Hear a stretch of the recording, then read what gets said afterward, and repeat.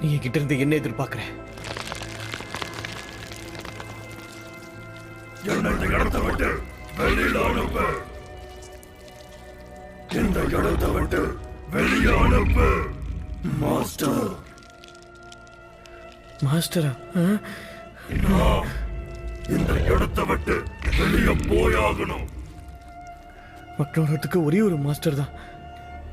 அவரை விடுவிச்சவங்க என்ன விடுவே. உன்னோட உயிரை எனக்கு கொடுத்துரு. ஆன்மா எனக்கு வேணும்.